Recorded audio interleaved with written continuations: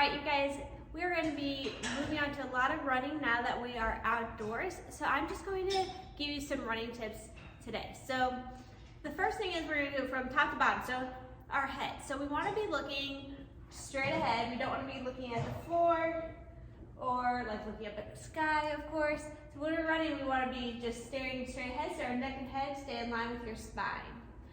All right, so then it brings us to our shoulders. Our shoulders never want to be shrugged when we're running.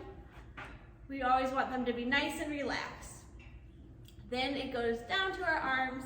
We want our arms can be at a 90-degree angle. We want to make sure that we're just not having them high up here. We want them to be loose and relaxed. And sometimes I'll say, shake your arms out, or when I'll be running and I just kind of shake them out as I run, and that helps a lot. You want your arms to go forward and back. So you want to pretend like somebody's behind you and you're elbowing them behind you. So when you're running, you want a forward and back motion with your arms, not across the body. So that's something to watch for. And then our hands, when I train kids on running, I always have them hold on to potato chips and say, don't crush your potato chips. Or you can say, hold on to butterfly wings and you want your thumbs to be up. So thumbs are facing the direction of the sky and our hands are nice and relaxed, not clenched. We want to make sure we're not compressing our rib cage, and because that's going to be hard for your lungs to really expand if everything's clenched.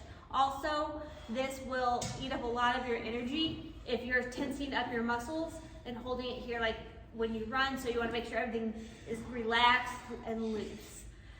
And you then are going to go on to your hips. So our hips, we are just going to hinge a little bit forward from the hips. So we want to make sure that we're not straight up and down when we're running. We're going to lean a little bit forward so that our chest is a little bit in front of our feet. So then that's going to bring us to our feet. I don't know if you can see me. Okay. So when we run, we want to land on the balls of your feet. What it should feel like is, go ahead and do some high knees for me. And when I'm doing high knees, my heels are the last thing to touch the ground. That's how it should be when you're running. You're gonna land on the balls of your feet, and then your heels are gently going to touch the ground. What we want to avoid doing is we're not gonna just run on your toes, and we're not gonna heel strike. And I'll show you in a little bit some examples of that. Can you go behind me? All right. So when we run, we want to make sure we are not heel striking.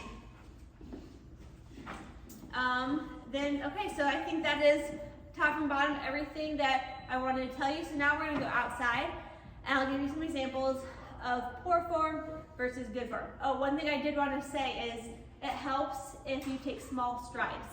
That will help you avoid heel striking.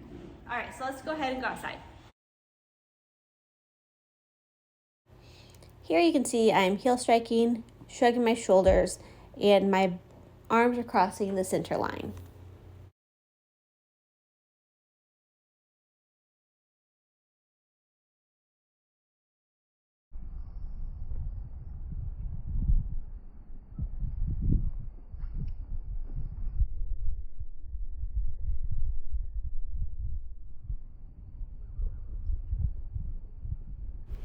Here you can see I'm landing on the balls of my feet. My elbows are going straight back. My arms and shoulders are relaxed.